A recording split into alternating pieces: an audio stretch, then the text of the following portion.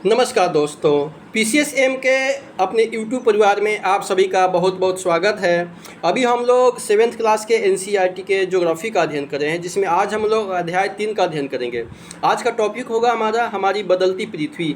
हमारी बदलती पृथ्वी के बारे में आज हम लोग अध्ययन करेंगे तथा हमारी परीक्षाओं के दृष्टिकोण से जो भी महत्वपूर्ण पॉइंट होगा, की पॉइंट होगा, उसको समझने का प्रयास भी करेंगे। यदि आप लोग चैनल पर नए हैं तो चैनल को सब्सक्राइब करके बेल आइकन को प्रेस जरूर कीजिएगा और हो सके तो वीडियो को शेयर कर दीजिएगा। तो चलिए आज हम लोग देखते हैं, इसमें हम लोग भूकंप, स्थल मंडल, इस सभी के बारे में आज हम लोग अध्ययन करेंगे। इसलिए वीडियो को अंत तक देखा कीजिएगा, वीडियो काफ़ी हेल्पफुल होने वाला है। कह रहा है कि स्थल मंडल अनेक प्लेटों में विभाजित होता है। हमारा स्थल मंडल जो है, जिस पे हम लोग रहते हैं, ठीक है, स्थल मंडल, जल मंडल और वायुमंडल, 3 प्रकार के मंडल होते हैं। तो स्थल मंडल जो होता है अनेक प्लेटों में जो क्या होता है, विभाजित होता है, जिसे स्थल मंडलीय प्लेट कहते हैं। आपको यह जान करके आश्चर्य होगा कि ये प्लेट जो होता है हमेशा सीधी गति से चारों तरफ घूमती जाती है और प्रत्येक वर्ष जो है केवल कुछ मिलीमीटर के लगभग, यानी कि पृथ्वी के अंदर पिघले हुए मैग्मा में होने वाली गति के कारण ऐसा होता है। ठीक है, हमारी जो स्थल मंडलीय प्लेट जो होता है, जो प्रत्येक वर्ष केवल कुछ मिलीमीटर में लगभग जो इधर उधर आपस में खिसक जाती है, वो किसके कारण होती है? तो पृथ्वी के अंदर पिघले हुए मैग्मा के कारण होने वाली जो गति होता है, उसके कारण ऐसा होता है। पृथ्वी के अंदर पिघला हुआ मैग्मा एक वृत्तीय रूप में घूमता रहता है, जैसा कि क्रियाकलाप में दिखाया गया है। ठीक है, क्रियाकलाप में यहाँ पे दिखाया गया है, उसको देखेंगे हम लोग। प्लेट की इस गति के कारण पृथ्वी की सतह का परिवर्तन होते रहता है। ठीक है, प्लेट की इस गति के कारण ही पृथ्वी की सतह पे क्या होता है, परिवर्तन होते रहता है। अब पृथ्वी की गति को उन बलों के आधार पर विभाजित किया गया है जिसके कारण ये गतियाँ उत्पन्न होती है। जो बल पृथ्वी के आंतरिक भाग में घटित होती है उन्हें अंतर्जनित बल यानी एंडोजेनिक फोर्स कहते हैं। ठीक है, जो बल पृथ्वी के आंतरिक भाग में घटित होती है उसे क्या कहते हैं, अंतर्जनित बल यानी एंडोजेनिक फोर्स कहते हैं। एवं जो बल जो होता है पृथ्वी की सतह पर उत्पन्न होते हैं उसको क्या कहते हैं, उसे बहिर्जनिक बल यानी कि एक्सोजेनिक फोर्स कहते हैं। ठीक है, यहाँ पे समझ में आ गया होगा कि जो बल पृथ्वी के आंतरिक भाग में घटित होता है उसको अंतर्जनित बल यानी एंडोजेनिक फोर्स कहते हैं। एवं जो बल पृथ्वी की सतह पर होते हैं, उत्पन्न होते हैं, उसको क्या कहते हैं, बहिर्जनिक बल यानी कि एक्सोजेनिक फोर्स कहते हैं। जैसा कि चित्र संख्या 3.1 में हम लोग देखेंगे। अंतर्जनित बल कभी आकस्मिक गति उत्पन्न करते हैं, ठीक, अचानक उत्पन्न करने लगते हैं, तो कभी धीमी गति उत्पन्न करते हैं। कौन? अंतर्जनित बल, जो अंदर में घटित होते हैं। भूकंप एवं ज्वालामुखी जैसी आकस्मिक गति के कारण पृथ्वी की सतह पर अत्यधिक हानि हो जाती है। ठीक है, भूकंप और ज्वालामुखी क्या होती है, वो आकस्मिक घटित होने वाली घटना होती है। ठीक है, यहाँ पे पृथ्वी की गतियाँ यहाँ दिखाया हुआ है, जैसे कि अंतर्जनित बल। ठीक है, जैसा कि अभी हम लोग देखे हैं कि पृथ्वी की गतियाँ कितने प्रकार की होती है, 2 प्रकार के, एक होता है अंतर्जनित बल और एक होता है बहिर्जनित। ठीक है, एंडोजेनिक और एक्सोजेनिक होता है। ठीक है, अंतर्जनित बल 2 प्रकार के होता है, जैसे आकस्मिक बल और पटल विरूपण बल। ठीक है, पटल विरूपण बल जो होता है, ये भी इसका भी अगला रूप है, पर्वत निर्माणकारी बल होता है। और यहाँ पे आकस्मिक बल में कौन कौन सा होता है, जैसे भूकंप आ जाना आकस्मिक आता है, ज्वालामुखी का उद्गार होना, भूस्खलन होना, ये सभी आकस्मिक बल के अंतर्गत आते हैं। और यहाँ पे जो है अपरदन और निक्षेपण के अंतर्गत क्या क्या आते हैं, नदी का बहना, नदी या बहता हुआ जल, पवन या फिर समुद्री तरंग और हिमनद भी आते हैं। ठीक है, ये हमारे अपरदन और निक्षेपण के अंतर्गत आते हैं। यहाँ पे दिया हुआ है कि एक रंगीन कागज़ की एक छोटी सी एक रंगीन कागज़ की छोटी सी गोली लीजिए और इसे जल के आधे भरे बीकर में रख दीजिए और बीकर को तिपाही पर जो है रख करके गर्म करें। जल गर्म होने पर आप देखेंगे कि गर्म जल की परतों के साथ कागज़ की गोली भी ऊपर उठती जाती है और ठंडे पानी की परतों के साथ यह गोली नीचे बैठ जाती है। ठीक है, पृथ्वी के अंदर स्थित पिघला हुआ मैग्मा भी इसी प्रकार का होता है। जब गर्म होता है तो ऊपर उठता है और ठंडा होता है तो अंदर होता है। ठीक है, यहाँ पे शब्दावलिया दिया हुआ है। शब्दावलिया में क्या कह रहा है कि स्थल मंडलीय प्लेट भूपरपट्टी में अनेक बड़ी एवं कुछ छोटी कठोर और समान आकार की प्लेटें होती है। जी हाँ, बिल्कुल सही बात है कि स्थल मंडलीय प्लेट में जो क्या होता है, हमारे भूपरपट्टी में अनेक बड़ा एवं कुछ छोटे कठोर एवं असमान आकार की, छोटे बड़े आकार की प्लेटें होती है, जिन पर महाद्वीप एवं महासागर की सतह क्या होती है, टिकी हुई होती है। ठीक है, अब आगे देखते हैं ज्वालामुखी किसे कहते हैं। ठीक, ज्वालामुखी किसे कहते हैं? ज्वालामुखी जो होता है भूपरपट्टी पर, किस पे, भूपरपट्टी पर खुला एक ऐसा छिद्र होता है जिससे पिघले हुए पदार्थ अचानक निकलने लगते हैं, जैसा कि चित्र संख्या 3.2 में यहाँ पे दिखाया हुआ है। ठीक है, एक ज्वालामुखी को दिखाया हुआ है ज्वालामुखी में क्या होता है कि अचानक भू परपट्टी पर खुला हुआ एक ऐसा छिद्र होता है, ये हमारा भू परपट्टी है, ठीक है, ये परपट्टी है, ये यहाँ पे ये मेंटल है और यहाँ पे मैग्मा पोस्ट को दिखाया हुआ है, ठीक है। तो भू परपट्टी पर खुला एक ऐसा छिद्र, ये छिद्र होता है, ठीक है, जिससे पिघले हुए पदार्थ अचानक निकलने लगते हैं। ये पदार्थ हमारा बाहर निकलने लगते हैं, ठीक है। ये निकासी होता है, यहाँ पे लावा है, यहाँ पे क्रेटर होता है और ये गैस और राख के रूप में निकला हुआ है, ठीक है। तो ये हमारे ज्वालामुखी को दिखाया हुआ है। अब यहाँ पे एंडोजेनिक और एक्सोजेनिक को क्या कहते हैं इसको समझ लेते हैं। जैसे एंडो का मतलब होता है अंतः, अंतः मतलब अंदर, और एक्सो का मतलब होता है बाहर, ठीक है, बाहर की तरफ। और जेनिक का मतलब क्या होता है उत्पत्ति, यानी कि अंदर में जो उत्पत्ति होता है उसको एंडोजेनिक कहते हैं, तो जो बाहर में उत्पत्ति होता है उसको एक्सोजेनिक कहते हैं, ठीक है। यहाँ पे आप स्पष्ट है कि समझ में गए होंगे। आगे कहा था कि इसी प्रकार स्थलमंडलीय प्लेटों की गति करने पर पृथ्वी की सतह पर कंपन होने लगता है, ठीक है। यह कंपन पृथ्वी के चारों ओर गति कर सकता है। इस कंपन को भूकंप कहते हैं, ठीक है। भूकंप किसे कहते हैं? तो भूकंप का अगर कोई परिभाषा पूछे तो आप क्या कहिएगा कि स्थलमंडलीय प्लेटों की गति पर पृथ्वी की सतह पर कंपन होने लगता है। यह कंपन पृथ्वी के चारों ओर गति कर सकता है। इस कंपन को ही भूकंप कहते हैं, जैसा कि चित्र संख्या 3.3 में हम लोग देखेंगे अभी। भू परपट्टी के नीचे वह स्थान जहाँ कंपन आरंभ होता है उद्गम केंद्र कहलाता है। भू परपट्टी के नीचे, कहाँ? भू परपट्टी के नीचे वह स्थान, वैसे स्थान जहाँ पे कंपन आरंभ होता है, शुरुआत होती है, उसको क्या कहते हैं? उसको उद्गम केंद्र कहते हैं। उद्गम केंद्र के भू सतह पर उसके निकटतम स्थान को अधिकेंद्र कहते हैं। उद्गम केंद्र के भू सतह पर उसके निकटतम स्थान को क्या कहते हैं? अधिकेंद्र कहते हैं। अधिकेंद्र से कंपन बाहर की ओर तरंगों के रूप में गमन करते रहती है। अधिकेंद्र के निकटतम भाग में सर्वाधिक हानि होती है एवं अधिकेंद्र से दूरी बढ़ने के साथ भूकंप की तीव्रता धीरे धीरे क्या होती है? कम होने लगती है। यहाँ पे ये क्रियाकलाप दे रहा है कि एक बर्तन ले, उसे जल से भर करके ढक्कन से बंद कर दें और तथा जल गर्म करने के लिए रख दें। अब कुछ मटर चम्मच और मोटी ढक्कन के ऊपर रख दें। आप क्या देखते हैं? जैसा कि जल में उबाल आता है, ढक्कन भी हिलने लगता है। जो वस्तुएं आपने ढक्कन के ऊपर रखी है उनमें कंपन होने लगता है। दाने नीचे जाते हैं और चम्मच के कंपन से ध्वनि उत्पन्न होने लगती है। इसी भांति जब भूकंप आते हैं तो पृथ्वी में कंपन होने लगता है और इस प्रकार से हमारी पृथ्वी को जितने भी जीव जंतु होते हैं, जितने भी पदार्थ होते हैं, वो सभी क्या होते हैं? उसमें परिवर्तन होने लगते हैं, वो कंपन करने लगते हैं। यहाँ पे दिया हुआ है कि उद्गम केंद्र यहाँ पे दर्शाया हुआ है, ठीक है। उद्गम केंद्र वह स्थान जहाँ भूकंप उत्पन्न होता है वह भूकंपी ऊर्जा का उद्गम केंद्र कहलाता है। वह स्थान जहाँ भूकंप उत्पन्न होता है वह भूकंपी ऊर्जा का उद्गम केंद्र कहलाता है, ठीक है। यहाँ पे दिया हुआ है भूकंपी तरंगे सभी दिशाओं में बाहर की ओर निकल रहा है, ठीक है। ये भूकंपी तरंगे जो है बाहर की ओर सभी दिशाओं में निकल रहा है। ये अधिकेंद्र दिखाया हुआ है, यहाँ पे प्लेट सीमा दिखाया हुआ है, ठीक है। ये प्लेट सीमा है, ठीक। अब आइए यहाँ पे भूकंपीय तरंगों को दे रहा है कि भूकंपीय तरंगे कितने प्रकार की होती है। भूकंपीय तरंगे 3 प्रकार की होती है। पी तरंगे अथवा उसको अनुदैर्घ्य तरंगे कहा जाता है, एस तरंगे अथवा अनुप्रस्थ। एस तरंगे जिसको अनुप्रस्थ कहते हैं और एल तरंगे अथवा पृष्ठीय तरंगे, ठीक है। इन तरंगों के गुणधर्म विश्वकोश से ज्ञात करने का प्रयास कीजिए, ठीक है। इन तरंगों के गुणधर्म जो होता है आप कमेंट बॉक्स में बताइएगा, इनमें से जो है कौन से तरंग सबसे विनाशकारी होता है और कौन से तरंग जो है कम विनाशकारी होता है। जैसे पी तरंग, एस तरंग और एल तरंग के बारे में यहाँ दिया हुआ है। लेकिन एक बात याद रखिए कि पी तरंग को अनुदैर्घ्य तरंग कहते हैं और एस तरंग को अनुप्रस्थ, ठीक है। पी अनुदैर्घ्य पी और एस अनुप्रस्थ और एल पृष्ठीय, ठीक है। ये आपको याद रखना है। आइए आगे देखते हैं। यद्यपि भूकंप की भविष्यवाणी संभव नहीं होती, भूकंप की भविष्यवाणी क्या होती है? संभव नहीं है, लेकिन यदि हम पहले से तैयार हो तो इसके प्रभाव को निश्चित रूप से कम किया जा सकता है। स्थानीय लोग जो है कुछ समान तरीकों से भूकंप की संभावना का अनुभव लगाते हैं, जैसे जानवरों के व्यवहार का अध्ययन करना, तालाबों में मछलियों की उत्तेजना होना, सांपों का धरातल पे आ जाना। ये सभी क्या है? ये सभी भूकंपीय भविष्यवाणी का थोड़ा सा ये भविष्यवाणी होता है, ठीक है। अब यहाँ पे गुजरात में भूकंप द्वारा विनाश को यहाँ पे एक चित्र के द्वारा दर्शाया हुआ है, ठीक है। भूकंप एक वस्तु स्थिति अध्ययन, ठीक।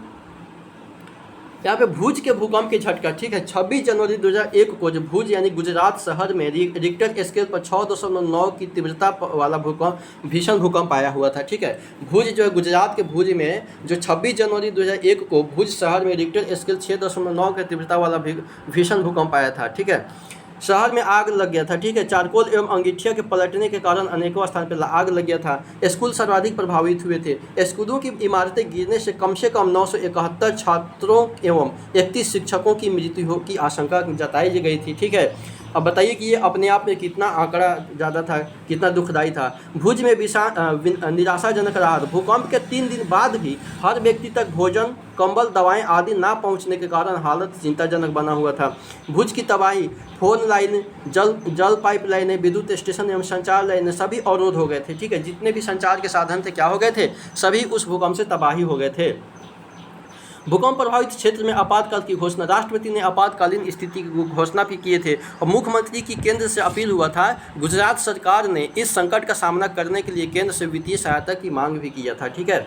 यहाँ पे अब कहा है कि क्या आप जानते हैं कि भूकंप का मापन एक यंत्र से किया जाता है जिसे भूकंप लेखी कहते हैं, सिस्मोग्राफ कहा जाता है, ठीक है। भूकंप की तीव्रता रिक्टर स्केल पर किया जाता है। भूकंप की तीव्रता किस पे किया जाता है, तो रिक्टर स्केल पर किया जाता है। ये आपको याद रखना है, सिस्मोग्राफी या फिर रिक्टर स्केल पर मापी जाता है। जिस भूकंप की तीव्रता 2.0 अथवा उससे कम होती है उसका प्रभाव नहीं के बराबर होता है, आपको महसूस भी नहीं होगा। और जिस भूकंप की तीव्रता 5 होती है वह वस्तुओं के गिरने से क्षति पहुँचा सकता है। जिस भूकंप की तीव्रता 6.0 अथवा उससे अधिक होती है वह बहुत ही शक्तिशाली, और जिसकी तीव्रता 7 अथवा अधिक होती है वह सर्वाधिक शक्तिशाली मान समझा जाता है। इसमें जान मान अथवा सभी की हानि हो जाती है, ठीक है। यहाँ पे क्रियाकलाप दे रहा है कि भूकंप के पश्चात जो होता है, भूकंप के पश्चात समाचार पत्रों के मुख्य समाचारों के रूप में दिया गया भूकंप एक वस्तु स्थिति अध्ययन पढ़ें। इस घटना को क्रमानुसार श्रेणीबद्ध करने, ठीक है। कल्पना करें कि यदि स्कूल समय के बीच में अचानक भूकंप आ जाए तो आप अपनी सुरक्षा के लिए क्या करेंगे, आप सोचिए। यहाँ पे भूकंप से बचाव की तैयारी को बताया हुआ है कि भूकंप से बचाव की तैयारी कैसे करेंगे। भूकंप के दौरान कहाँ पे आश्रय लेना है, जब कभी अचानक भूकंप आ जाए तो आप कैसे बच सकते हैं। तो सुरक्षित स्थान, रसोई के काउंटर या मेज के नीचे, दीवार के अंदरूनी कोने में इनसे दूर रहें, ठीक है। आप कहाँ पे सुरक्षित रह सकते हैं, तो रसोई के काउंटर में छुप सकते हैं, मेज के नीचे छुप सकते हैं, दीवार के अंदरूनी कोने में छुप सकते हैं। और किससे दूर रहना है भूकंप के समय, आग वाले स्थान से दूर रहना है, चिमनी के आसपास तथा टूट सकने वाली खिड़कियों, दर्पण एवं तस्वीर फ्रेम से आपको दूर रहना है। और पहले से तैयार कैसे रहना है, अपने दोस्तों एवं पारिवारिक सदस्यों के बीच जागरूकता फैलाएं एवं आपदा का सामना जो विश्वास से करने में आप पहले से तैयार हो सकते हैं। अब आइए मुख्य स्थलाकृतियाँ को देख लेते हैं कि मुख्य स्थलाकृतियाँ क्या कर रहा है कि अपक्षय एवं अपरदन, ठीक है। अपक्षय एवं अपरदन नामक 2 प्रक्रमों द्वारा दृश्य भूमि लगातार विघटित होती रहती है। पृथ्वी की सतह पर शैलों के टूटने से अपक्षय की क्रिया होती है। पृथ्वी की सतह पर शैलों के टूटने से अपक्षय की क्रिया होती है। भूदृश्य पर जल, पवन एवं हिम जैसे विभिन्न घटकों के द्वारा होने वाले क्षय को अपरदन कहते हैं, ठीक है। क्या कह रहा है, भूदृश्य यानी भूपटल पर जो होता है जल, पवन एवं हिम जैसी विभिन्न घटकों के द्वारा, ठीक है, होने वाले क्षय को अपरदन कहते हैं। वायु, जल आदि अपरदित पदार्थ को एक स्थान से दूसरे स्थान पर ले जाते हैं और फलस्वरूप क्या होता है कि एक स्थान पर निक्षेपित करते हैं। अपरदन एवं निक्षेपण के ये प्रक्रम पृथ्वी के धरातल पर विभिन्न स्थलाकृतियों का क्या करते हैं, निर्माण करते हैं, ठीक है। अपरदन को रोकने के लिए जो होता है पेड़ पौधे बहुत ही उत्तरदायी होता है, बहुत ही लाभकारी होता है। अगर पेड़ पौधे जैसे होते हैं तो मिट्टी का कटाव हमारे बारिश में, वर्षा के कारण बाढ़ में नहीं होता है। वो मिट्टियों को क्या करते हैं, उसकी जड़ें जो होती है एक दूसरे को जकड़े रहती है, जिससे अपरदन की क्रिया नहीं होता है। इसलिए पेड़ पौधों को बचाना चाहिए, काटना नहीं चाहिए। आगे दे रहा है कि नदी के कार्य क्या क्या होता है कि नदी के जल के दृश्य भूमि का अपरदन होता है। जब नदी किसी खड़े ढाल वाले स्थान से अत्यधिक कठोर शैल या खड़े ढाल वाली घाटी में गिरती है तो यह जलप्रपात बनाती है, ठीक है। क्या कह रहा है, जलप्रपात किसे कहते हैं, तो नदी के जल के दृश्य भूमि का अपरदन होता है। जब नदी जो होता है किसी खड़े ढाल वाले स्थान से अत्यधिक कठोर शैल या खड़े ढाल वाली घाटी में गिरती है, यहाँ पे गिरता हुआ दिखाई दे दिया, जलप्रपात का निर्माण करती है। यहाँ पे जलप्रपात को दिखाया हुआ है, कठोर शैल यहाँ पे है जल की शक्तियों द्वारा काटे गए मृदु शेष है, ठीक है। यहाँ पे नियाग्रा जलप्रपात के बारे में कुछ दे रहा है, इसको समझ लेते हैं। विश्व में हजारों छोटे छोटे जलप्रपात हैं। सबसे ऊंचा जलप्रपात दक्षिण अमेरिका के वेनेजुएला का एंजिल जलप्रपात है। ये आपको याद रखना है। क्या कह रहा है कि सबसे ऊंचा जलप्रपात दक्षिण अमेरिका के कहाँ, वेनेजुएला का एंजिल जलप्रपात है। सबसे ऊंचा जलप्रपात कौन सा है, एंजिल जलप्रपात है। कहाँ पे है, तो दक्षिण अमेरिका में है, दक्षिण अमेरिका के वेनेजुएला में है, ठीक है। अन्य जलप्रपात उत्तरी अमेरिका में कनाडा तथा संयुक्त अमेरिका की सीमा पर स्थित नियाग्रा जलप्रपात है। नियाग्रा जलप्रपात किस किस देशों की सीमा पे है? तो संयुक्त राज्य अमेरिका की सीमा एवं कनाडा की सीमा पर स्थित है। कौन सा जलप्रपात? तो नियाग्रा जलप्रपात है, ठीक है। और अफ्रीका एवं जाम्बिया एवं जिम्बाब्वे की सीमा पर स्थित विक्टोरिया जलप्रपात है। तो विक्टोरिया जलप्रपात किस किस देशों की सीमा पे है? तो अफ्रीका में जाम्बिया एवं जिम्बाब्वे, जाम्बिया एवं जिम्बाब्वे देश की सीमा पर स्थित विक्टोरिया जलप्रपात है, ठीक है। नियाग्रा जलप्रपात अमेरिका और कनाडा की सीमा पर है। ये आपको याद रखना है, परीक्षाओं में हमेशा पूछा जाता है। आइए आगे देख लेते हैं कि जब नदी मैदानी क्षेत्रों में प्रवेश करती है, नदी कहाँ प्रवेश करती है? जब मैदानी क्षेत्रों में प्रवेश करती है तो यह मोड़दार मार्ग पर बहने लगती है और नदी के इन्हीं बड़े मोड़ों को विसर्प कहते हैं। जब नदी मैदानी क्षेत्र में प्रवेश करती है तो वह मोड़दार मार्ग पर बहने लगती है, घुमा घुमा करके बहने लगती है, मोड़दार मार्ग पर बहने लगती है। नदी के इन्हीं बड़े मोड़ों को जो होता है विसर्प कहते हैं। इसके बाद विसर्पों के किनारों पर लगातार अपरदन एवं निक्षेपण शुरू हो जाता है। विसर्प जो होता है लूप के सीधे निकट आते जाते हैं और समय के साथ विसर्प जो होता है लूप नदी से कट जाते हैं और एक अलग झील बनाते हैं जिसे चाप झील भी कहते हैं, ठीक है। कभी कभी नदी अपने तटों से बाहर बहने लगती है, फलस्वरूप निकटवर्ती क्षेत्रों में बाढ़ आ जाती है। बाढ़ के कारण नदी के तटों को निकटवर्ती क्षेत्रों में महीन मिट्टी एवं अन्य पदार्थों का निक्षेप करती है। ऐसी मिट्टी एवं पदार्थों को अवसाद कहते हैं, ठीक है। ऐसी मिट्टी एवं पदार्थों को क्या कहते हैं? अवसाद कहते हैं। इससे समतल उपजाऊ जो होता है बाढ़ पीड़ित मैदान का निर्माण होता है। नदी के उत्थित तटों को तटबंध कहते हैं, ठीक है, जो ऊपर उठा हुआ होता है। समुद्र तक पहुंचते पहुंचते नदी का प्रभाव धीमा हो जाता है तथा नदी अनेक धाराओं में क्या होता है? विभाजित हो जाता है। यहाँ पे बाढ़ पीड़ित मैदान में नदी द्वारा निर्मित स्थलाकृतियों को दिखाया हुआ है। यहाँ पे देखिए नदी जो घूमते हुए टेढ़ा अपना मार्ग बदल लेती है, मोड़ ले लेती है, उसको विसर्प कहते हैं, ठीक है। और यहाँ पे चाप झील अलग टूट करके जो अलग छोटा सा खड्डा बन जाता है उसको चाप झील कहते हैं। ये हमारे अलग अलग जो मिट्टी अब बन जाती है उसको तटबंध कहते हैं, ठीक है। और ये बाढ़ का मैदान को दर्शाया हुआ है। ये आपको समझ में आ गया होगा। अब ये कह रहा है कि क्या कह रहा है कि समुद्र तक पहुँचते पहुँचते नदी का प्रवाह धीमा हो जाता है तथा नदी अनेक धाराओं में विभाजित हो जाती है, जिसको वितरिका कहते हैं, ठीक है। जिसको क्या कहते हैं? वितरिका कहते हैं। यहाँ नदी इतनी धीमी हो जाती है कि यह अपने साथ लाए मलबे का निक्षेपण करने लगती है और प्रत्येक वितरिका अपने मुहाने पर निर्माण करती है। सभी मुहानों के अवसादों के संग्रह से डेल्टा का निर्माण होता है, ठीक है। यहाँ पे कह रहा है कि विश्व की कुछ नदियों के नाम ढूंढे जो डेल्टा का निर्माण करती है। कौन कौन सी नदियाँ? आपको कमेंट बॉक्स में बताना है कि कौन कौन सी नदियाँ जो डेल्टा का निर्माण करती हैं। यहाँ पे डेल्टा दिखाया हुआ मुख्य नदी और यहाँ पे वितरिका जो अलग अलग हुआ है, ठीक है। अब आई के समुद्री तरंग के बारे में करते हैं, समुद्री तरंग के बारे में पढ़ लेते हैं। कह रहे हैं कि समुद्री तरंग के अपरदन एवं निक्षेपण तटीय स्थलाकृतियाँ बनाते हैं। समुद्री तरंग के अपरदन एवं निक्षेपण जो होता है तटीय स्थलाकृतियाँ बनाते हैं, ठीक है। समुद्री तरंगें लगातार सैलों से टकराती रहती है जिससे दरार विकसित होती है और समय के साथ ये बड़ा और चौड़ा होती जाती है। इनको समुद्री गुफा कहते हैं, ठीक है। यह समुद्री गुफा दिखाया हुआ है और ये तटीय मेहराब है, ये गुफा टाइप से है और यहाँ पे स्टैक हुआ है, ठीक है, अलग का हुआ है। इन गुफाओं के बड़े होते जाने पर इनमें केवल छत ही बचती है, जिसको तटीय मेहराब कहते हैं। ये छत जैसे होता है, ये तटीय मेहराब यहाँ पे दिखाया हुआ है, अंदर गुफा टाइप से हो गया है, ठीक है। ये गुफा जो है आर पार नहीं हुआ है और तटीय मेहराब आर पार हो गया है गुफा टाइप से, ठीक है। लगातार अपरदन छत को भी तोड़ देता है और केवल दीवारें बचती है। दीवार जैसी इन आकृतियों को स्टब कहते हैं, ठीक है। स्टैक यहाँ पे दिखाया हुआ है, ठीक, और केवल दीवार बचती है। दीवार जैसी इन आकृतियों के स्टैक करते हैं। समुद्री जल के ऊपर लगभग ऊर्ध्वाधर उठे हुए ऊंचे शैलीय तटों को समुद्र मृगु कहते हैं, ठीक है, समुद्र भृगु कहते हैं। समुद्री तरंगे किनारों पर अवसाद जमा करके समुद्री पुल इनका क्या करते हैं? निर्माण करते हैं। अब आइए हिमनद के कार्य को देख लेते हैं। आइए हिमनद के कार्य को देख लेते हैं आगे। हिमनद अथवा हिमानी बर्फ की नदियाँ होती है। हिमनद अथवा हिमानी जो होते हैं बर्फ की नदियाँ होती है। हिमनद अपने नीचे की कठोर चट्टानों से गुलास्मी मिट्टी और पत्थरों को अपरदित कर देती है और गुलास्मी मिट्टी एवं पत्थरों से भूदृश्य का अपरदन करती है। हिमनद गहरे गर्तों का निर्माण करते हैं। पर्वतीय क्षेत्र में बर्फ पिघलने से उन गर्तों में जल भर जाता है और वे सुंदर झील बन जाते हैं। हिमनद के द्वारा लाए गए पदार्थ जैसे छोटे बड़े शैल, रेत एवं तलछट मिट्टी निक्षेपित होते हैं। ये निक्षेप जो होता है हिमनद जलोढ़ का निर्माण करते हैं। यहाँ पे हिमनद दिखाया हुआ है।